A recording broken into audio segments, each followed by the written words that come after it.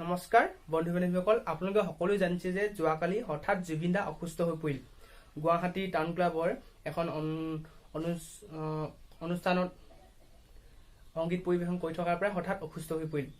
যেতিয়া নেকি প্ৰথম কথাটো শুনিছো খুব ভয় লাগিছিল, অৰ্থাৎ বেয়াও লাগিছিল।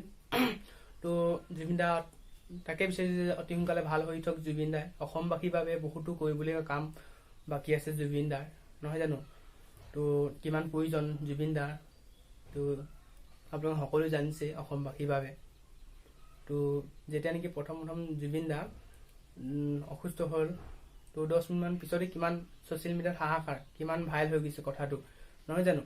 কিমান হোৱা দোৱা লাগিছে জুবিন দা। জুবিন দা লেখীয়া এজন ব্যক্তি খুবেই প্ৰয়োজন আমাৰ অসমৰ জনসাধাৰণৰ বাবে। তো জুবিন দা কেৱল সংগীত জগততো সীমাবদ্ধ থকা নাই। জুবিন দা অসমবাসীৰ বাবে কিমান কাম কৰিছে সেইটো মই নকলেও হ'ব। আজি ৰেপিডো, অলা উবেৰ বন্ধ হৈছে, বন্ধ হ'বলৈ খুজিছে, তেখেতৰ ওচৰলৈ দৌৰ মাৰিছে সকলোৱে। তো এজন দুখীয়া ছাত্ৰ, দুখীয়া ল'ৰা এডমিশ্যনৰ ক্ষেত্ৰত তেখেতৰ ওচৰলৈ সহায় বিচাৰি তেখেতৰ ওচৰলৈ আগবাঢ়িছে।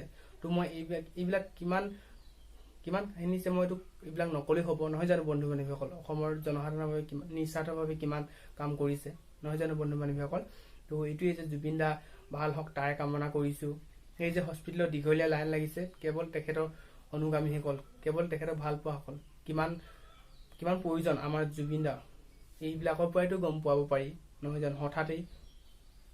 তো জুবিন দা অতি সোনকালে ভাল হওক তাৰে কামনা কৰিছোঁ, বাৰে বাৰে কৈছোঁ যে জুবিন দা অতি সোনকালে ভাল হওক। তো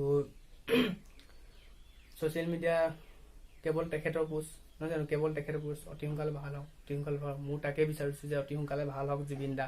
অসমৰ জনসাধাৰণৰ বাবে বহুতো কৰিবলগীয়া কাম বাকী আছে। নিস্বাৰ্থভাৱে জুবিন দাই যি আগবঢ়ালে আৰু ভৱিষ্যতলৈ বঢ়াব, তাক গৌৰৱ কৰোঁ, নহয় জানো বন্ধু বান্ধৱীসকল? তো সেইটোৱে আছিলে এটা সৰু সুৰা ভিডিঅ', জাষ্ট আপোনালোকক কওঁ বুলি মই ভিডিঅ'টো বনাই দিলোঁ। যদি ভিডিঅ'টো ভাল লাগিছে লাইক কৰিব, যদি এই চেনেলটো নতুন গৈছে ছাবস্ক্ৰাইব কৰিব। ধন্যবাদ।